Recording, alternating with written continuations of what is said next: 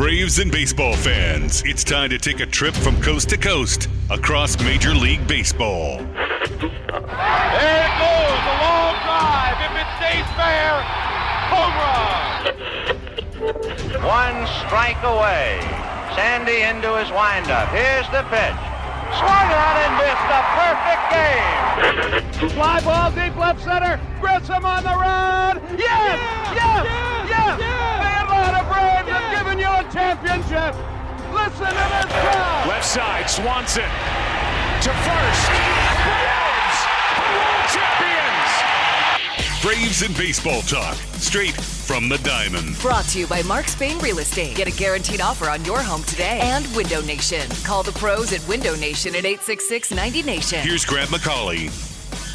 Hello and welcome to From the Diamond. I am Grant McAuley. This is Sports Radio 92.9 The Game. We're live from the Kia Studios on a Saturday afternoon. The relocated From the Diamond as we are obviously in the midst of football season. The college football game has clearly kicked off, and of course Falcons coverage as well here on 92.9 The Game. So I have moved on over to an adjacent day to talk a little bit of baseball with you, at least for the next couple of weekends, because unfortunately, as I think we know, the Atlanta Braves season in 2025. This is the understatement of the show here early. I like to get it out of the way.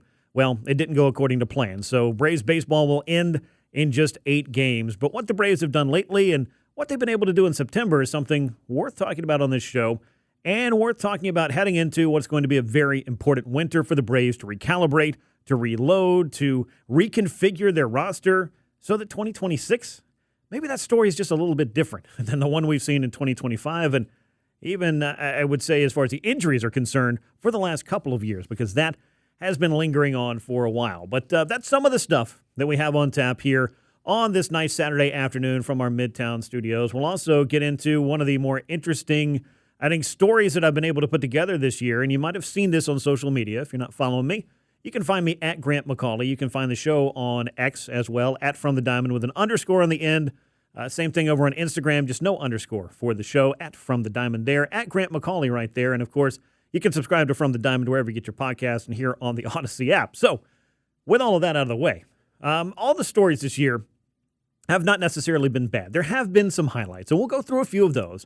But we have to be realistic about what the season has been, and, again, more importantly, what it has not been. But every once in a while, you do, if you pardon the pun, pull a thread that gets you thinking about something, about the game of baseball. And for me, for a kid that grew up on the TBS Braves of the 1980s, where, as I've joked many times, all we had was Dale Murphy and not a lot else most years. And that was pretty good for a kid. You could watch your favorite baseball team coast to coast. And obviously that fan base has built a generation, or actually generations, plural, of Braves fans. So as a fan, putting that cap on for a moment, I've always been fascinated by player uniform numbers, how they ended up with that number, how they chose that number, maybe in some cases how the number was chosen for them, or I guess maybe how the number chose them, if we want to get into the more meta sense of everything. But I wrote an article for the Marietta Daily Journal. It should be on newsstands here today, so if you'd like a paper copy of that, we always appreciate that kind of thing in the journalism world. You can certainly check that out. It's available for you. But I'm going to share the conversations that I had with a quartet of Braves players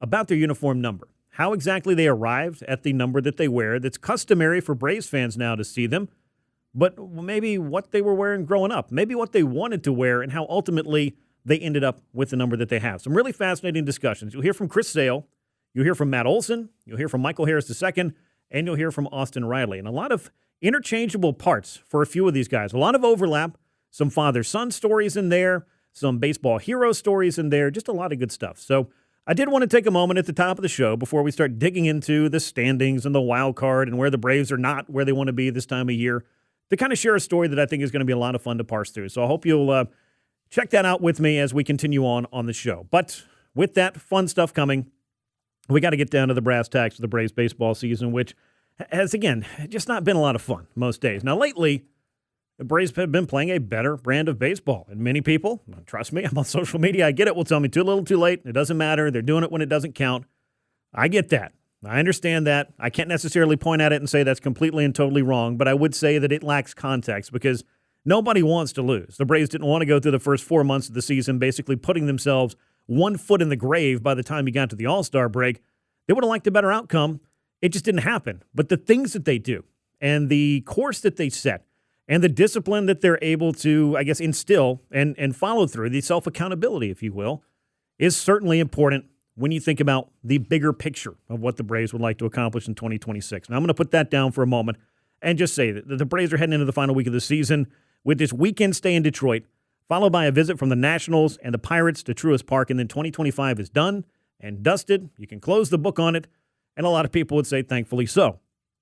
And all the precincts haven't reported in yet, as the old saying goes, but this season was called weeks, if not months ago, with the way that the Braves were playing and the things that they were not able to do, the misexecution. The first half offensive woes were followed up by the rotation injuries, and that's a 1-2 punch that took the wind out of Atlanta's sails really before their ship was able to get out of the harbor. And I don't, really need to flash you back to the way the season started, but 0-7 really kind of felt like a bad omen, maybe a harbinger of how difficult this season was going to be, and that proved to be the case when the Braves started out by getting swept in San Diego and then swept by the Los Angeles Dodgers to open the year. You throw in an injury to Reynaldo Lopez, that was a sign of things to come. The 80-game suspension of Jurickson Profar. I don't know if you could get scriptwriters together and come up with a worse opening week than the Braves had. But you thought it was just 1 week. This is a club that has a lot of talent, but ultimately the offensive underperformance in that first half, that really put the Braves behind the 8 ball because the starting rotation looked good. The bullpen was good enough because the rotation was so good. So those are things that I think the Braves have got to really sit down, put everything on the table and say, all right, for the rotation, what do we need? And spoiler alert, I think they need one more proven starter to really kind of be the linchpin. You've got an ace in Chris Sale. I think you may have another ace in Spencer Strider. I'm interested to see how his offseason goes so that he's able to really get himself, I think, fully healthy, do the strength training he wants to do, not be on a rehab program, and come to spring training really ready to compete in the way that we expect Spencer Strider to compete. Then you have question marks, and you have quite a few question marks because you had quite a few rotational injuries. You will not have A.J. Smith-Shawver, who was the very, good-looking rookie the first, couple of months of the year. You thought maybe he and Drake Baldwin were going to be battling it out for Rookie of the Year, but Smith-Shawver's season was over after just 9 starts. Then after that, things started to get weird. Chris Sale fractured his rib cage. Spencer Schwellenbach fractured his elbow while pitching. And then Grant Holmes went down to an elbow injury as well. And just like that, you had 5 starters who ultimately ended up on the 60-day IL. I think we've seen from Chris Sale in his return that there's still plenty of gas in the tank there, plenty of tread on the tire. And I know he's motivated to pitch for a club that is really contending and doing things next year. And the Braves have an $18 million team option on Chris Sale for his services in 2026. Maybe that's a discussion that they'll be having over the course of the offseason, figuring out a way to make this marriage with Chris Sale last a little bit longer, this partnership, if you will. But we'll see. The Braves' first half was 42-53. Thanks to their season-best 6-game winning streak as of Friday, the Braves are basically a 500 team in the second half. If they win on Saturday, if they can win the series in Detroit, which would really put some pressure on the Tigers, who are fading at the really, really inconvenient time with time running out, and the Cleveland Guardians, who swept the Tigers right before the Braves came to town, that could turn into a very interesting final week matchup there in the American League side. But the Braves are 29-30 heading into Saturday afternoon's action. And inside the numbers, I'm still going to circle the one stat that it felt like we talked about time and time and time again over those first 3 months, and that was 19-34 in one-run games. That stat, to me, really underscores just how close the Braves could have been to a different fate this season. But ultimately, you are what your record says you are. Statistically, as the sample size gets bigger and bigger, you are how you've played. And the Braves simply didn't play up to their standards, and they haven't played up to the standard of a club that expects to go to the postseason and do the things it wants to do. You got to get in. I mean, you can look at the disappointment of the last 3 Octobers, and trust me, I get it. I've covered them. I've watched them. It's no fun to go home early. But I will tell you, your season's a little bit more productive when you at least gave yourself a chance to get there, and the Braves want to get back in the business of going to the postseason after getting eliminated. Really, I mean, mathematically speaking, that could happen over the next few days, but if you just look at the mathematics here, it's just a matter of time. It's a fait accompli, as the saying goes. But some interesting stuff when you do look at the wild card. I mean, the Braves, for all their offensive woes, and there were plenty of them, they've scored more runs this year than the San Diego Padres, who are sitting with the second wild card spot with a 3-game lead over the New York Mets, who have been just an absolute roller coaster in the month of September, and who knows what the final week has in store for them. And the San Diego Padres, not long ago, I don't know if it was a week and a half ago, something like that, maybe a little longer, last couple of weeks, They took over first place in the National League West from the Dodgers. But the Dodgers have managed to right things, as a club with a $300 and whatever million payroll should be able to do with the roster that it has, and turn things around and take back over the West. The Chicago Cubs are the top wildcard team, meanwhile. But it's the Cubs, the Padres, the Mets. And the Mets, they're going to have to do some work because the Reds, the Diamondbacks, and to a lesser extent the Giants, have kind of made it interesting lately, though the Giants have faded. But that's what the wild card looks like.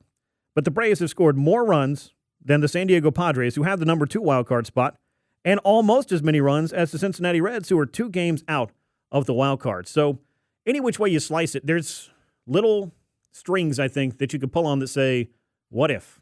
What if you'd gotten the pitching and the hitting at the same time? What if you'd won more of the one-run games?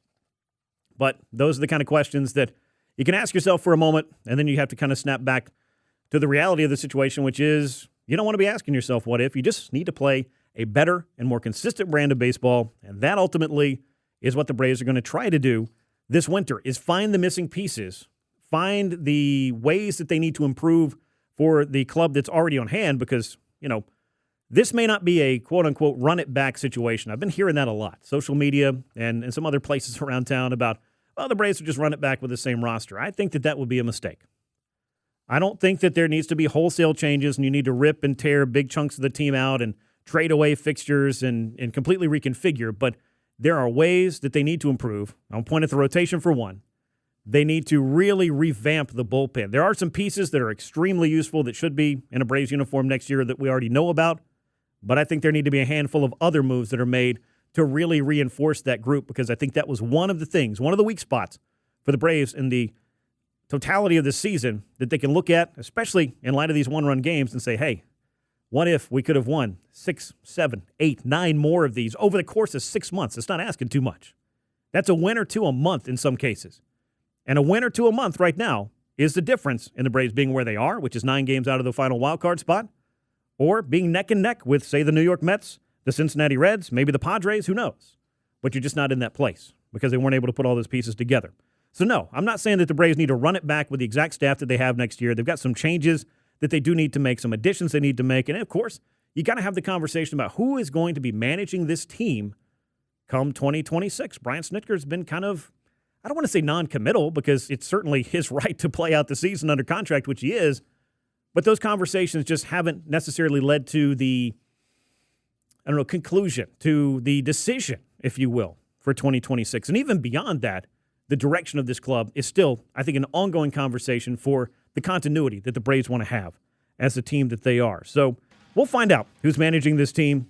And then you got to look at the other areas where you can improve. And we'll talk about some of those. But when we come back, we're going to get into a fun conversation, actually a quartet of conversations that I had with various Braves over the course of the year. You're going to hear from Chris Sale, Matt Olson, Austin Riley, and Michael Harris as we discuss the Braves behind the numbers behind the Braves, the numbers they wear on their backs. It comes your way next on From the Diamond with Grant McAuley on Sports Radio 92.9 The Game and the Odyssey app.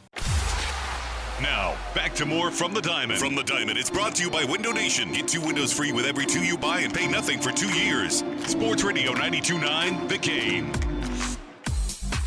Welcome back to From the Diamond with Grant McAuley on Sports Radio 92.9 The Game. We're live from the Kia Studios on a Saturday afternoon. Braves and Tigers will be in action a little bit later today, actually, once we sign off the air here. And then they'll wrap up that series on Sunday, and then it is the final week of the season, final homestand for the Braves. Nationals and Pirates will roll into town, and just like that, 2025 will be done. And the Braves, if they haven't started already, which I can assure you that they have, according to my conversations with Alex Anthopoulos, they're going to get to work on what it takes to get this club a little bit better in 2026. We've got more to talk about with all of that. And, of course, some things that have been going on for the Braves over the past week or so since we last talked. But I finally had a chance to put together something I've been working on for a while. And that is a look behind the scenes for the Braves and actually behind the numbers for them. But not the statistics that we're normally talking about on this show or any of a number of other shows or my call-ins or what have you. But the numbers that players choose to wear and the stories behind those. I have always been fascinated about that because, this is not a season for the Braves. It's a banner year. So I don't want you to think that I'm just, searching for content. I am legitimately fascinated by this. And I think that as we've seen over the last, 90 or so years in the history of baseball uniform numbers, teams finally deciding to use numbers. I mean, there was a 50, 60 year or more period in baseball history, which dates back to the 1870s, that uniform numbers just weren't a thing. So I don't know how in the world you went to a baseball game and were able to know with certainty who exactly was hitting, who exactly was playing where. I guess there was a lot less of the roster turnover back then, so maybe you just got more familiar because it was a smaller group. But it wasn't until the New York Yankees in 1929 that uniform numbers became an everyday staple of the baseball life and the baseball team and the tradition, if you will, of teams. Now, the Braves were the first club in the National League to adopt numbers full-time. They did so in 1932. So, of course, they were still back in Boston, had to move a couple of more times before they got to Atlanta, but they finally got here. And Atlanta knows a thing or two about retired numbers. They have 10 of those in total. And if you head out to a game, which, again, you can over the next week or so, if you want to get one last baseball game in and bid adieu to 2025, you'll see those numbers all around Truist Park. And I think that those numbers, of course, have the stories that go with the Hall of Famers in many cases that wear them or wore them, and then the two retired numbers that the Braves have that should be in the Hall of Fame. That's Dale Murphy and Andrew Jones in no particular order. But putting that aside, I wanted to talk to some of the current Braves about how exactly they arrived on the numbers that they wear. And from the outside looking in, I kind of thought I knew the stories for a couple of them without even asking. And I'm going to start with Chris Sale, who, of course, is the reigning National League Cy Young winner, the first Cy Young of his career, which was surprising to me because he's pitched well enough to win 3 or 4 of them. And the reason that he ended up with 51 as a tall, lanky, left-handed strikeout pitcher, I immediately thought of Randy Johnson. And as it turned out, that was exactly why Chris Sale chose to wear the number 51. But here's my conversation with Chris Sale from All-Star Week about how he chose that number and a few other things that I find to be quite interesting about what it means to players when they see fans walking around a ballpark wearing their name and number. Chris, I know you talked a lot about the jerseys that you wear, the team on the front. I want to ask you a little bit about the number that you have. I know you've worn a few different ones in your career, and 41 wasn't available when you got here, but tell me a little bit about 51, the unit, and what it means to you. So it's special. I wore 51 when I was a kid. Randy Johnson was my favorite baseball player. And I've always kind of had this thought of anytime I go to a new team, I want to wear a new number. Like I want this to be a different situation than the last. And, for me, it was an easy call to go to 51. Randy Johnson was a guy that I idolized as a kid, as a baseball player. I tried to be like him. I wanted to strike guys out. I was tall and left-handed, so it just we kind of pitched similarly too as well. But I actually had my first opportunity to meet him this year when we were in Arizona, and he was awesome. I mean, he met me out in front of the clubhouse, talked to me for probably 15 or 20 minutes. We took pictures, and it was a really cool experience for me to be able, you meet someone you look up to your whole life, and it was better than I could have ever imagined. I noticed you got the 51 hanging in the locker next to you. How much does it mean to see fans, young kids, wearing your uniform number, your jersey? That part is a little surreal for me, but I appreciate it. I hope that I can be a good representation of what it's supposed to be a big leaguer, and I hope I can be a good role model for those kids.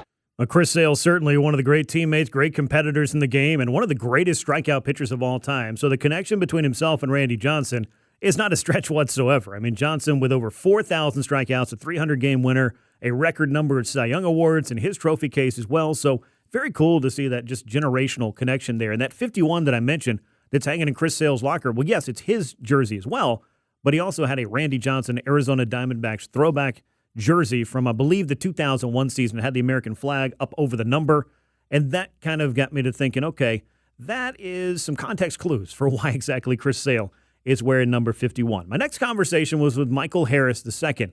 Now, Mike wearing 23. That sounds like it writes itself because, hey, Michael Jordan, 23, but that's actually not the case. So I caught up with Michael Harris to ask him a little bit about how he arrived on that number and maybe where he was prior to donning 23 when he joined the Braves a couple of years ago. It's not what you're probably thinking or anybody else is thinking. Growing up, or even in the minors, I was 24, big King Griffey Jr. fan and Kobe. So 24 was like the number I was rocking with. And then when I got called up, Contreras had 24, so I guess they just gave me the next number down, and I just stuck with it. I couldn't have switched. Kelnick ended up having 24. But, 23 started to stick with me after my rookie year, so I just kept it. Yeah, it's kind of interesting because I talked to Austin Riley. He grew up playing with number 13 all the way through. But Ronald beat him to the big leagues and got 13. And then the closest number I think he said to 13 was 27. So he kind of has a similar story where he's like, all the other ones were taken, so 27 works, and I'm going with it. So, yeah. One other question I have, and I've kind of been asking guys, is obviously when you come to the ballpark and you see kids or anybody of any age wearing a Michael Harris jersey with the number 23 on it, what does that mean to you? How cool is that? How surreal is that? What are your thoughts on it? It means a lot because I know how I felt to get like one of my favorite players' jersey and be able to wear it out to a game and be able to support them in the team. So just looking back on that and knowing that there's somebody out there that really appreciates what I do on the field and I guess the person I am, just kind of gives me that motivation to keep going and know that I have a purpose in this. Well, let me ask you this then. Did you ever get that King Griffey Jr. jersey at any point? His jersey? Yeah. No, I didn't. I wasn't big on getting jerseys, but the only jerseys I had were Braves players. So I had a Freddie, Jason Hayward. Okay. Those are pretty much I got an Acuna jersey too, so those are probably the only three that I've ever really had. So it's kind of fun. So you wore 24 coming up. You ended up with 23, but that's only one number off of what Jason was when he was here, and you guys are coming from the same place. So and the crazy thing is, he wore 24 as well, but he wore 22 in memory of his friend. So, he was a 24 guy as well. So, probably a whole generation of 24. Yeah. But, thank you very much. I appreciate it. Yeah, so that's Michael Harris II talking about how he ended up with 23, a lifelong King Griffey Jr. fan. Ends up just close to it, adjacent, if you will. And then, of course, Jason Hayward, who's also from Henry County, was wearing number 22. So a lot of different connections there. And as you heard, and we'll hear from Austin Riley here in just a couple of moments, but I want to talk to Matt Olson first. But sometimes the number's just not available because somebody else got it. But the funny thing about having a Freddie Freeman jersey and maybe a Jason Hayward jersey is that you forget Michael Harris is still young enough to have been a Braves fan in high school of Ronald Acuna Jr., who he now plays in the outfield with. So to actually have an Acuna jersey as well, that I thought was kind of fun. But let's hear from Matt Olson, who is another hometown guy. He's from the Atlanta suburbs. He grew up a big Braves fan, and how exactly he ended up with the uniform number 28 that he is wearing on a day-in, day-out basis with the longest consecutive game streak in Major League Baseball. So my dad was a big Mickey Mantle fan growing up. Mm-hmm. So growing up, I was number 7. Okay. When I got to high school, my older brother was number 7 on the varsity team. Mm-hmm. So I had to find a different number, and I just multiplied it by 3 because I thought 21 would be a good one. Okay. When I got called up to the big leagues, Stephen Vogt was 21 over there, and I said, let's just add another 7 to it. There you go. So I've landed on 28 since. So you just kind of were able to do the multiples going through there. Yep. Another thing I've kind of been asking folks is when you see somebody come to the ballpark wearing a number 28 jersey, how meaningful is that to you, and kind of what are the feelings behind that? Because it's something unique that a lot of people in any walk of life don't really get to experience. Yeah, it's cool. It's always great to know that the fans are out there appreciating the way you play the game or how you play it, and just walk into a shop and decide to pick your name and number out. It's a cool little thing to look around and see. Yeah. When you were growing up watching the Braves, was there anybody in particular caught your eye? I know you said Mickey Mantle was your dad's favorite player. It's my dad's favorite player too. How about you? For me, it was probably Chipper was my favorite to watch. It was a good time to be a Braves fan. So I was a pitcher growing up too. So like Glavine, Smoltz, Maddox, and then Chipper and Andrew were probably the guys that I watched the most. I really liked watching Adam LaRoche too. Oh yeah. Yeah. He's kind of underrated. And then outside of Braves stuff, like King Griffey, just really any like lefty kind of smooth swing on was the guys that I kind of gravitated to. You can't be surprised by that. There's a whole generation of kids out there. I speak for that generation that stood in the backyard, even though I'm a right-handed hitter, and trying to replicate that King Griffey Jr. swing. And man, it's still picturesque, an absolute work of art, and belongs in Cooperstown exactly where it is. So, as you heard, it's sometimes a favorite player. Sometimes it's a generational thing. It's a father's favorite player. For my next guy, it was his father's favorite number, but then ultimately a case of availability because Austin Riley, he got to the big leagues after Ronald Acuna Jr., who'd already been assigned number 13, though Ronald, if you really want to break the whole thing down, would have loved to have 24. stop me if you've heard this story before. Michael Harris said the exact same thing, but Kurt Suzuki had number 24 when Ronald was called up. He stuck with number 13. It's one of the best-selling jerseys in baseball, so you knew he wasn't going to switch. But let's get some thoughts from Austin Riley on how exactly he arrived in the big leagues with number 27 and what it means to him. I know that you had worn 13 a lot in the minors. There's another guy wearing 13 here, so how did you land on 27? It was honestly the closest number to 13 that was available at the time. I've always worn 13 just because my dad was 13 and that's growing up. He was 8 and 13. Felt like 8 wasn't too big for 8, the single-digit number, so wasn't going to convince Ronald for 13 for good reason. So 27 was the closest and kind of how it stuck. Yeah, I know he got up a little bit before you did. Was there a discussion about the possibility of it? No, I messed with him when I first got it. I was like, hey, I need my number back.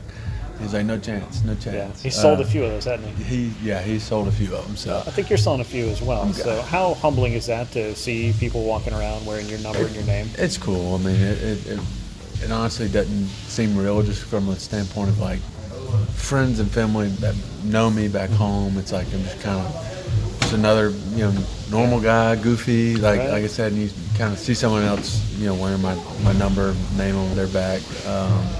It's humbling. Like I said, this game's hard, and kind of think back all the hard work that's been put in to get to this point. So as you can tell, I mean, these numbers are meaningful and the opportunity to connect with the fans. And I feel like the number that a player wears and the opportunity for fans to have that connection with a player choosing to buy their jersey and go to the ballpark and not only support the team but support their favorites. That's one of the things that it makes sports, but especially baseball, I feel like, great because of that connection that it offers. And those players who are walking around down there, maybe just stealing a glance every now and again at who's around them in the stands, they see that jersey, and I do think that that's a meaningful connection. So it was fun to get those conversations in and kind of begin to parse through some of the stories and understand exactly why players are wearing the numbers that they're wearing. And one other note on Acuna, as far as the 24 is concerned and why he wanted it, being from Venezuela, his hero growing up was Miguel Cabrera, who long wore number 24 and will be heading to the Hall of Fame in just a few years as well.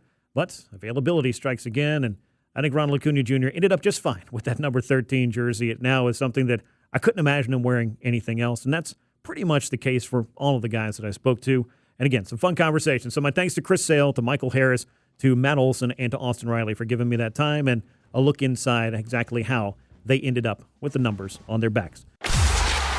Now, back to more From the Diamond. From the Diamond is brought to you by Window Nation. Get 2 windows free with every 2 you buy and pay nothing for 2 years. Sports Radio 92.9, The Game.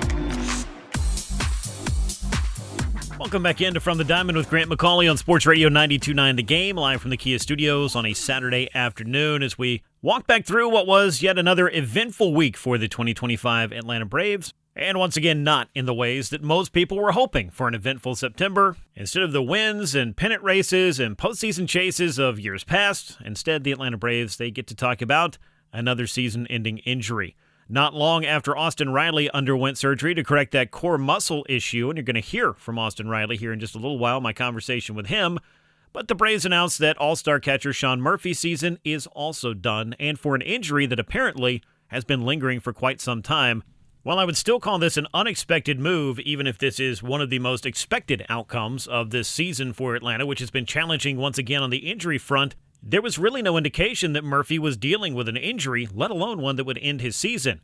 Alex Anthopoulos met with the media early this week to discuss what exactly had gone on, the timetable behind getting Murphy diagnosed, and of course the season-ending surgery, which happened on Thursday.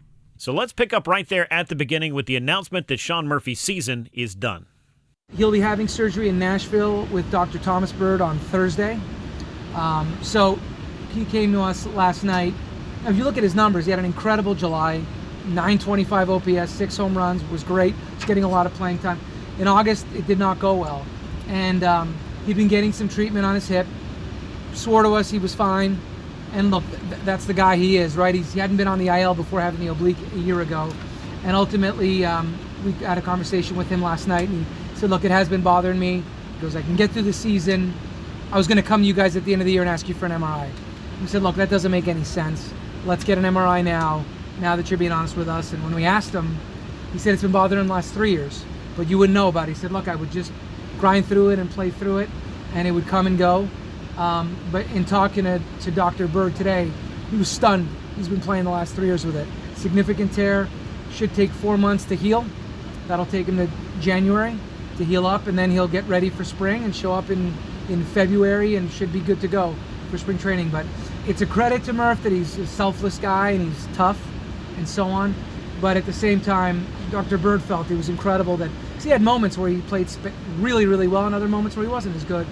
And in talking to Sean about it, he'd never make excuses. But there were days, he said, I wouldn't know if I could go, but I was going to fight through it and get through it. But it got to the point that just couldn't do it anymore. And even Dr. Bird acknowledged that this was only going to get worse. And he's tried to manage this the last 3 years or so. And he should be a much better player once this is resolved. I think one of the most interesting aspects of this entire announcement, if anything can be really interesting about an injury, was the fact that not only did those of us watching the Braves not expect this, but the Braves themselves were unaware that Sean Murphy had been dealing with an injury, and one to the extent of which really dates back not just a number of weeks or a number of months, but a number of years. We didn't know anything about it, so Sean was fine. He was sore up and down. Guys get treatment all the time. You go and train them, you get day-to-day treatment, especially at the end of the year. That's part of it, right? So you have that. So no, look, the lineup and things like that, Snit makes those calls. He makes the decision on who's playing, who's sitting, who's being used out of the bullpen and all that kind of stuff. Like I know with Snit, it's tough when you have so many players, you're trying to share playing time and get guys in there and so on. He's dealt with that for years, all 8 years that I've been here with him. So that's not an easy spot to be in, but he does his best to try to get all these guys involved. One of the biggest aspects of this entire discussion about Sean Murphy's injury, the timeliness of him disclosing it to the team, I think it brings up a number of different discussions with some points to be made for either side. Number one, you want your players to be tough. If you're going to be a catcher in Major League Baseball, it's pretty much a prerequisite for that job. You're going to push yourself physically through more than just about any other player on the diamond, and you're going to do that every single day. So it doesn't surprise me to know that Sean Murphy would make the decision to play through what he thought might just be a chronic condition that he was dealing with his hip, the pain that comes from playing the position that he's chosen to play, and the one that he is particularly good at, especially when it comes to the game calling and everything he does behind the plate. The offense, there's ebbs and flows. Obviously, Sean Murphy has been a streaky player. Perhaps now we know a little bit more about the why behind the streakiness at the plate, but more to the point, players have expectations just like the rest of us, and they expect to be able to push themselves through some pain, through being hurt, because there is, I think, a difference ultimately in being hurt and being injured. But where you draw that line, I think that part is certainly subjective. Alex Anthopoulos shares some thoughts on all of that as well. I can tell you that Strider, when he was hurt last year, told us he felt it in a spring training start. Didn't tell anybody. Velocity was good, stuff was good.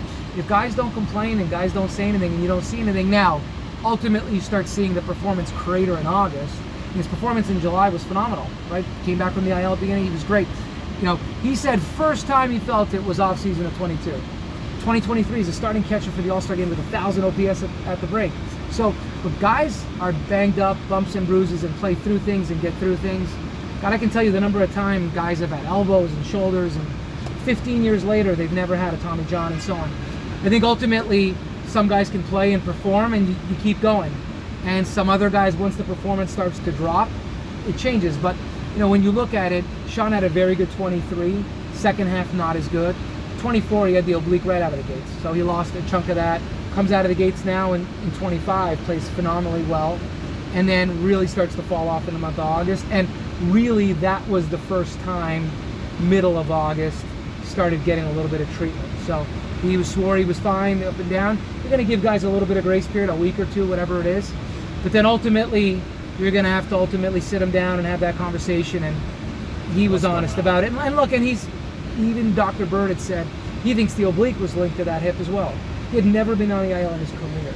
Sean Murphy's injury and season-ending surgery were just one of the many topics that Alex Anthopoulos talked about as he answered questions from the media at Truist Park earlier this week. And as we roll through the month of September, there's a lot of discussion about what way the Braves are leaning when it comes to who is going to manage this team in 2026. Throughout the course of the year, we have heard the rumblings, the rumors, the whispers, if you will, that perhaps Brian Snitker was going to call it a career at the end of the 2025 campaign. A disappointing year to what has been a very good run as the manager of this club. In fact, if you want to look at it statistically, only 2 managers have won more games in a Braves uniform than Brian Snitker has, Bobby Cox and Frank Seeley. Both of those guys are in the Hall of Fame. So Brian Snitker has been part of a lot of winning, and that is something that all managers aspire to. But it doesn't sound like anybody's really any closer to a decision here in mid-September than we were any number of weeks or months ago. This is one of the many topics that the Braves are going to have to cover as they plot out what 2026 and beyond looks like as far as the manager is concerned. But Alex Anthopoulos was asked where the Braves stand from a managerial standpoint beyond 2025. No, I mean, look, Snit's going to be in this organization forever. I mean, I'm not the owner. Obviously, Terry McGurk is in that role as chairman. Snit will be part of this organization no matter what. Well past when I'm here. He's here, Braves for life. So those are things we always address at the end of the year. We sit down, we talk about staff, we talk about all those things. So our focus the entire year has been on the year, getting through the season, get through the days, and all those things are things that we always address in the offseason. Alex, have you started the background work and have an opening there? Absolutely not. Would never do that. I think it's a completely disrespectful thing to do or even consider. He's the manager of the team, and I mean, that's not even crossed my mind. So when's it appropriate? Does he come to you? You come to him? Is it the end of the season? There's no, just like anything else, we've never sat down and said, okay, on August 5th or on October 5th, we've always had a very strong, organic working relationship about everything, roster, staffing, all those things.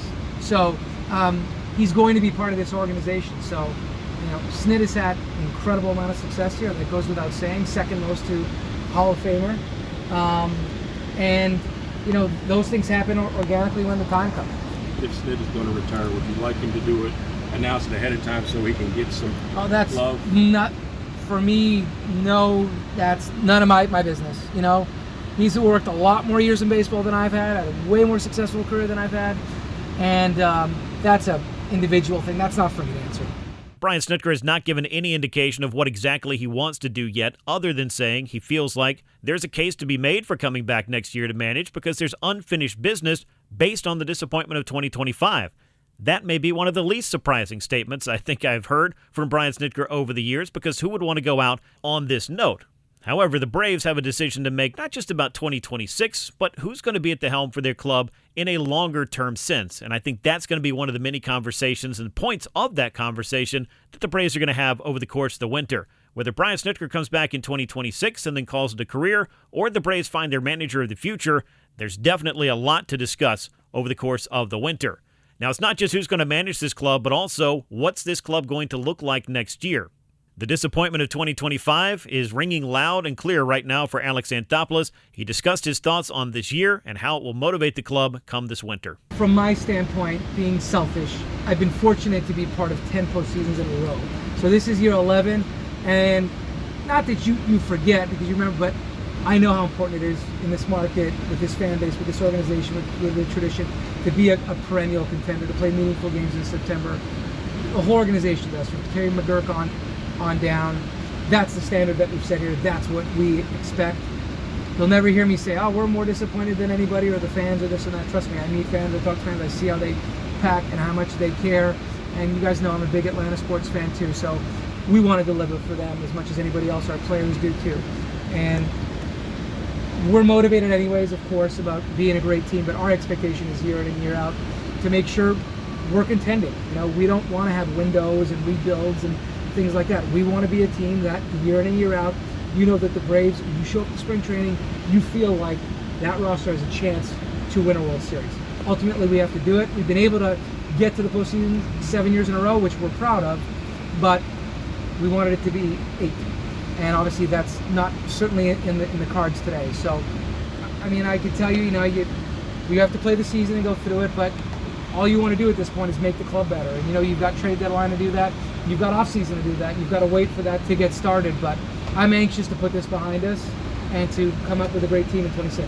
Well, the Braves obviously have many moves to make over the course of the winter, some big decisions that lay ahead. So does their new shortstop, Ha-Sung Kim. And the biggest decision is, does he want to remain the Braves shortstop next season?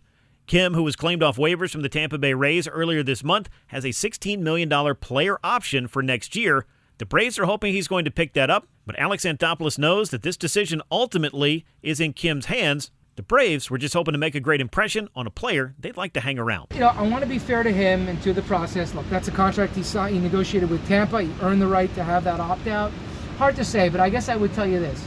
In our view, this is a player that's been a productive player who's rehabbed, come off of surgery, had multiple IL stints for back, and has had a lost season, being candid. I mean, he's obviously been a better player than this, but getting him in our clubhouse, him getting to know us getting to know him, whether he doesn't opt out or does, we're both in a better position. We know more about each other.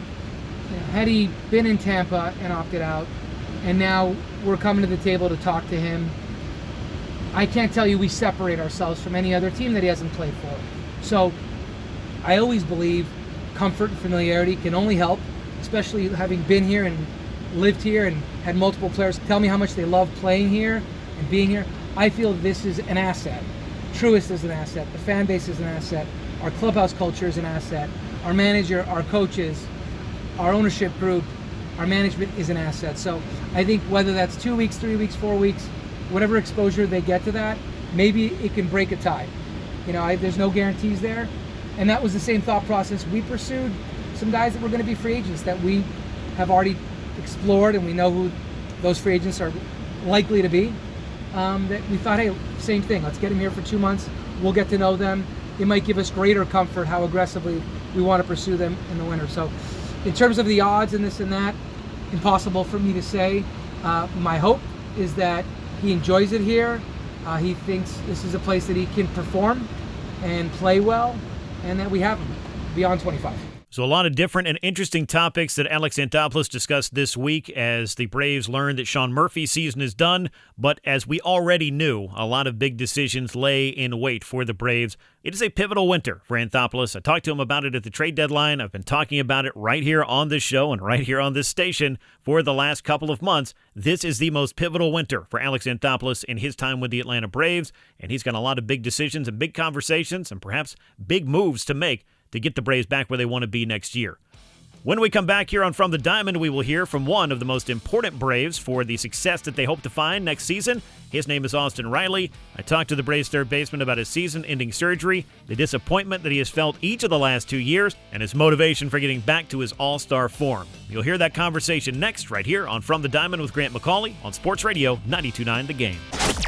Baseball, talking Braves and beyond. Baseball with From the Diamond. From the Diamond is brought to you by Window Nation. Get 2 windows free with every 2 you buy and pay nothing for 2 years. Sports Radio 92.9 The Game. Welcome back into From the Diamond with Grant McAuley on Sports Radio 92.9 The Game, live from the Kia studios. Shorter version of the show this week as we have just the 1 hour to work with, but we're trying to parse through as much of the Braves info we got from this week, and of course, keep an eye on what will be the final couple of weeks in this very disappointing, very challenging season for the Braves. And I think that also rang true in the comments of Alex Anthopoulos, who did talk about the disappointments, probably putting it mildly, not being able to make it to the playoffs, which is the Braves' expectation every year, not just the fan base's expectation, and for very good reason, but also the club. And when you look at the collection of talent and you underperform in the way that the Braves have this year, there's just going to be no way around a lot of the big discussions that the Braves are going to have this winter to figure out how to get themselves back on track. What do they not have? What do they need? What can they get? What can they accomplish through free agency, through trades? And then of the guys who are already on hand, how can they step up and improve their outputs and get back to what I think are reasonable expectations, as I said earlier in the show. Meanwhile, for the Braves, with the injuries being such a big story, the Sean Murphy news this week is not surprising because you deal with a number of injuries throughout the season, but the Braves seem to have fielded a lot to some of their major players. Murphy's one, Austin Riley another, though, who was hoping to be able to play through the abdominal issue that landed him on the injured list right around the All-Star break, but unfortunately, that just did not work out for Riley, who was able to come back but kept dealing with this issue, and the pain was ever present. So ultimately, he had to undergo a core muscle surgery, and his season is over for the second consecutive year. And this is a very, very integral and important piece of the Braves lineup, who was not having the year he wanted to prior to the injury, but that certainly does not help. And I think it leaves him with a lot of things to mull over in the winter as he gets to work trying to get himself back on track and be the player that he knows he can be. I had the opportunity to chat with Austin Riley this week at Truist Park to get a little bit of his insights on both the surgery that he underwent, how invasive it actually ended up being, some of the disappointment of the season for the Braves and for him, and what the winter holds for Austin Riley as well. Here's my chat with the Braves third baseman. What was the process like this? Because it seemed like this was a lingering month, 5 weeks or more. Yeah, I mean, it happened in St. Louis. I felt it.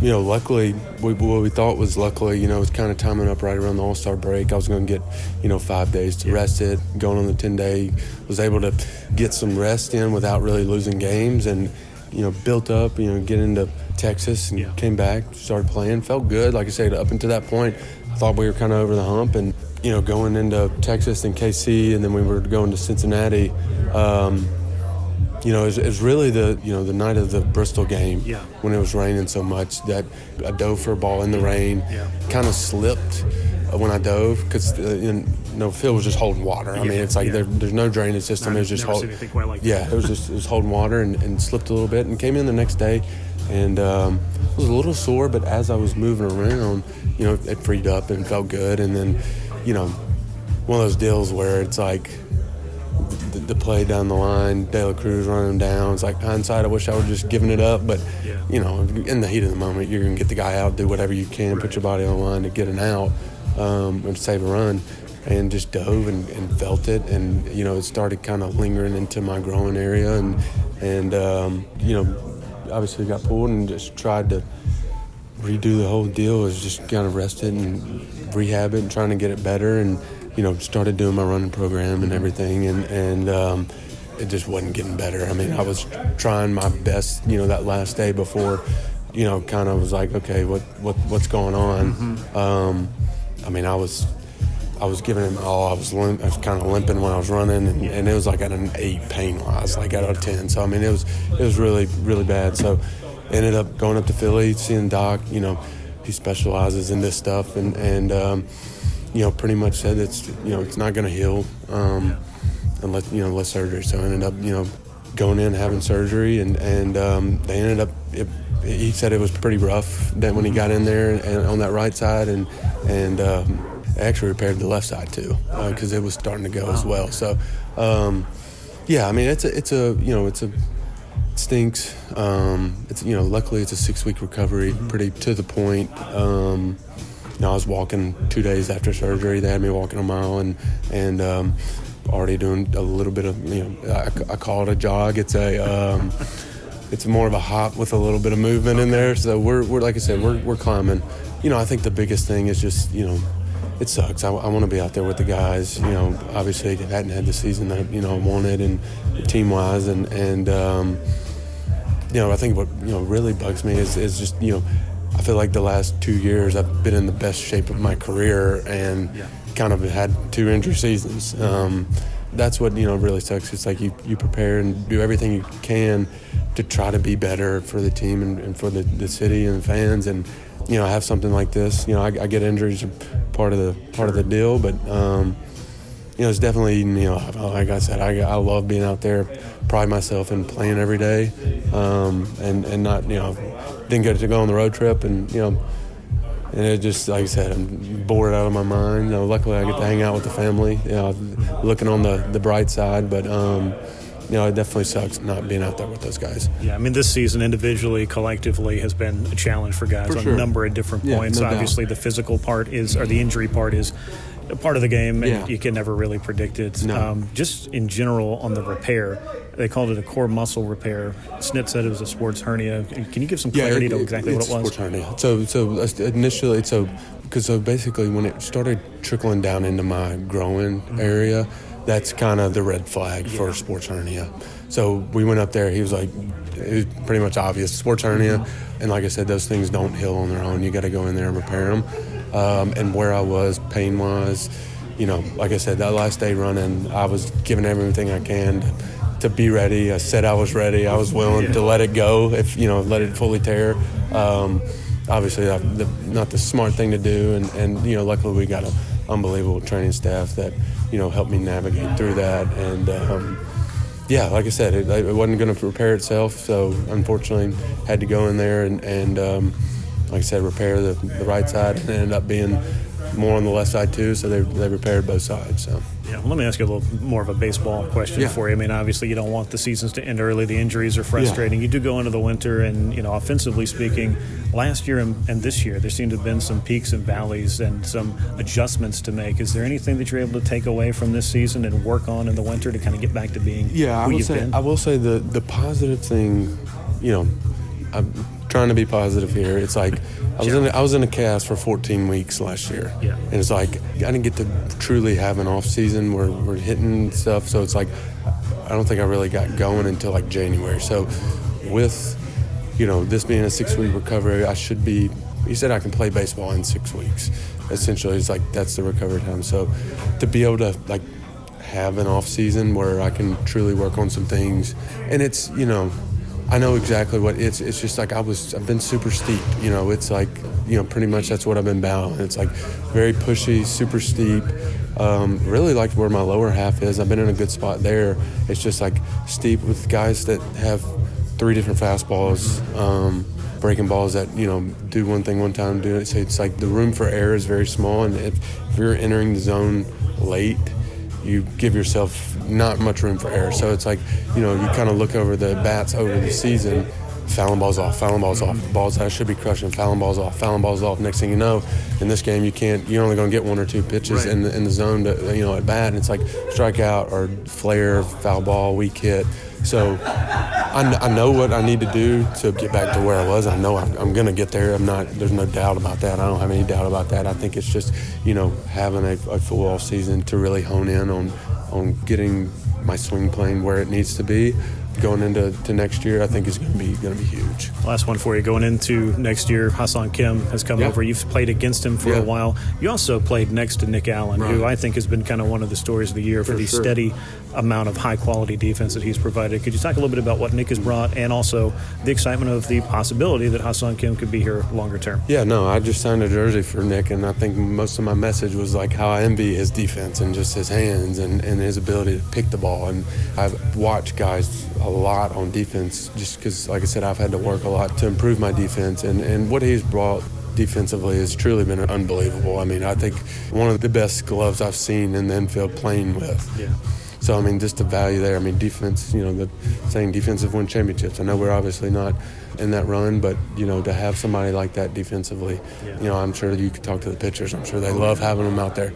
And then Kim, obviously, you know, he's Gold Glove, you know, defensive guy, so you know he's going to pick it, and you know, he can swing it. I remember him being just like, when he was in San Diego, just like one of those annoying at bats, you know what I mean? It's just like annoying at bats when he comes up, you know, he puts up, you know, good at bats, big hit, can put the ball at the yard. I was watching the game when he hit the home run against Chicago, so having a guy like that is, you know, going to be super valuable. It's to me the hardest position to play on the field.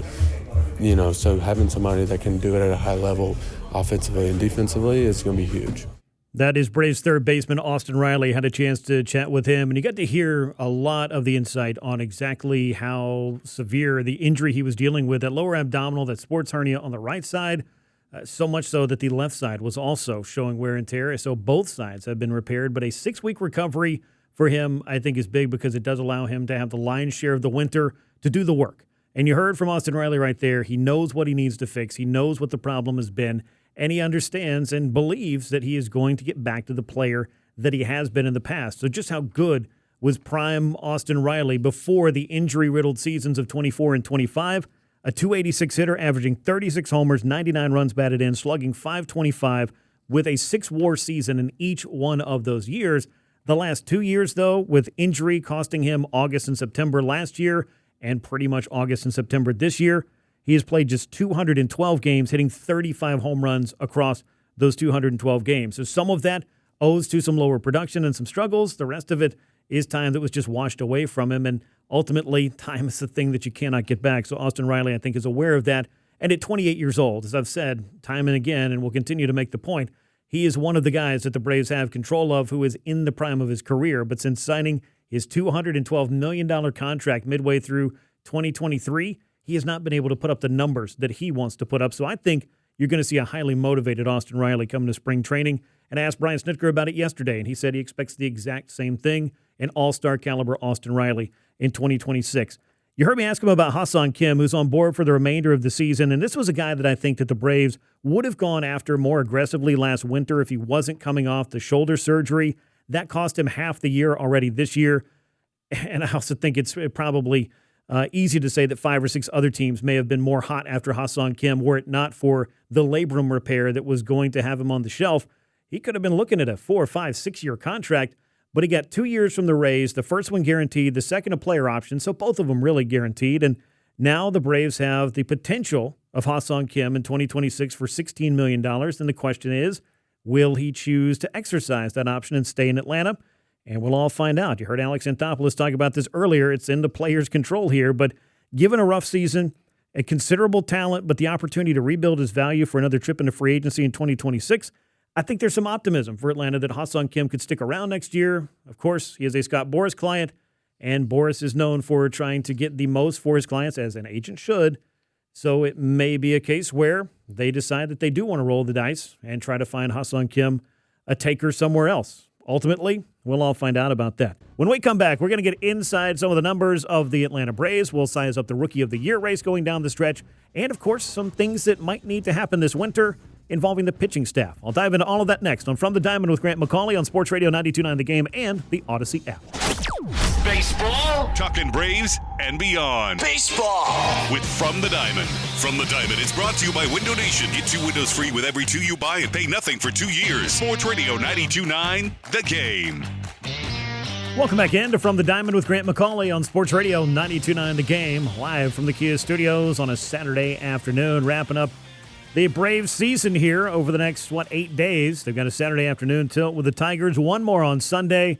Then the Braves come home with a couple of series, one against the Washington Nationals, the final series of the season, the Pittsburgh Pirates will come to town, and then the 2025 season will be done, and then the work will begin for Alex Anthopoulos and company as they look to get this club back on track. So I wanted to talk about a few items that should be in the discussions, on the shopping list, whatever you want to call it. And, of course, we've got another show next week where we can delve into these a little bit more because I don't think I'm going to be able to get to everything here in the 1-hour version of the show. But let's get as far as we can. And let's start with something that I think lays the foundation for what the Braves need to succeed. And it's very simple. It's starting pitching. Yes, we can talk about offensive ineptitude in the first half, but I think we've seen enough here over the past couple of months at least to have a little bit more optimism about the Braves offense heading into 2026. And adding Hassan Kim, I think, gives the Braves kind of that missing piece that they were looking for. Now, it doesn't mean it's going to be perfect. Doesn't mean everybody's going to have a career year. Doesn't mean it's going to be 2023 all over again. But I think we've known that the Braves offense is capable of so much more than it did over the first 3 months of the season. And at least we've started to see that in the second half. But as you look at what the Braves need to do on the pitching staff side, I think it starts with the rotation.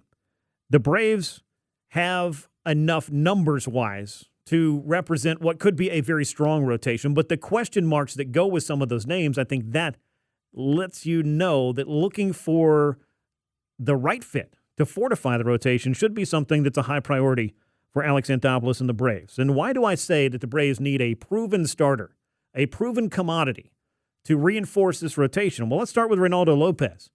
Now, he talked this past week, this past homestand, that he does want to remain a starter. He's open to going to the bullpen if the club makes that determination for it. And I think that this was represented a little bit oddly in some places. I mean, I was standing there hearing him talk about it. He just said his desire is to be a starter, but he understands if relief is the role that he ends up in. But I think the Braves will give him every opportunity to start if he comes to spring training healthy, which, of course, is the plan. But it could lighten the workload. Lopez has had success in the bullpen in the past. I think the same case could be made for Grant Holmes as well, just depending on what options are out there. And that's something Alex Anthopoulos talked about a couple of weeks ago when the news about Sean Murphy undergoing season-ending surgery came down. That, yeah, we can make some plans right now, but until we get through the winter, until we see what's available, until we see what deals we can make, what trades are out there, and to some extent, of course, what free agents are going to be out there as well, we won't know exactly what role everybody's going to be in with regard to, I think, Reynaldo Lopez in particular. But Grant Holmes could be a factor in the bullpen. So even if you move those two guys to the bullpen, let's just say for the sake of this exercise, it leaves Chris Sale, Spencer Strider, Spencer Schwellenbach, and I think Hurston Waldrop, who has thrown extremely well. We'll get to him a little bit more later. even if you throw Lopez or Holmes in that group to make 5, we saw the Braves use 18 different starting pitchers in 2025. From my research, that is far and away the most starting pitchers that the Braves have ever used. In fact, they have used the most pitchers in franchise history in a single season. I think you can even throw out the couple of position players that have thrown for the Braves. It just has not been their year for pitching consistency because of all of the injuries, particularly in the rotation, really destabilizing everything and trying to shuffle the deck time and time and time again when the bullpen started to falter and fall apart. But 18 different starting pitchers. I mean, you look at the Braves in the 90s, which, this doesn't necessarily have to be that, but they used 6 or 7 starting pitchers some years because you knew exactly who you were going to get in the first 3 or 4 spots. You definitely knew the first 3. And then it was a very capable 4 and usually a very capable 5, and maybe somebody else came in and helped out here or there if there did happen to be a situation where you needed help at 5 or somebody missed a couple of weeks. Maybe a young pitcher might get a September opportunity. But really, it was built around starting pitching. And I'm not saying that the Braves have to recreate a rotation with 3 Hall of Famers. But if you look at Chris Sale, who should be a Hall of Famer, Spencer Strider, who's been one of the best strikeout pitchers in the game, and I think can get back to that next year, and Spencer Schwellenbach, who was on the rise, that's a very solid 3. Now you start figuring out what 4 and 5 is. And Hurston Waldrop, I think, could definitely factor in this. But that doesn't necessarily mean that the Braves aren't going to go out and look at more starting pitchers and trades that they could make or free agents that they could sign that could fortify this rotation in a way that it definitely needed in 2025. And I don't care how prepared you are for injury. Your entire opening day rotation ending up on the 60-day IL is pretty much a death sentence for a club, especially if you already had, as I talked about earlier, 1 foot in the grave because you did not hit the way that you needed to. And I don't mean to be morbid about it, but this just in terms of the chances that you had. Your season was on life support, and then you lost your whole starting rotation. It's just not a good thing, and not something that I think is going to be an annual occurrence, but you cannot rule it out. Injury is a possibility. It's always lurking out there, and even the best laid plans, no matter how good your winter is or how good things are looking for a number of months in the season, it can change at the drop of a hat, and it did for multiple Braves starters this year. So I think a signing or a trade could bolster the rotation. It would make a lot of sense. The bullpen, when you start to look at that, I think needs a couple of arms. And I'm talking about higher leverage arms, the guys that can come in and you feel good about 7th, 8th, 9th. With Raisel Iglesias being a free agent, I think he has made a very compelling case to be back with the Braves in 2026, maybe on a shorter-term arrangement. Maybe it's a 2-year deal this time, a year and an option. I think he will have some suitors, which is a crazy conversation to be having because when you look back at the trade deadline, Raisel Iglesias didn't really have a whole lot of value. He wasn't going to bring back prospects, and that's what the Braves were going to do. If you could get something of value for him, you trade him, and then if you have to absorb the money, you'll deal with it. But the Braves just weren't going to pay Raisel Iglesias to go pitch somewhere else for 2 months. And I know that may seem counterintuitive because what does it help you to keep him? Well, if you're going to pay him anyway, he might as well pitch for you. And that, I think, was kind of where the Raisel Iglesias decision ended up.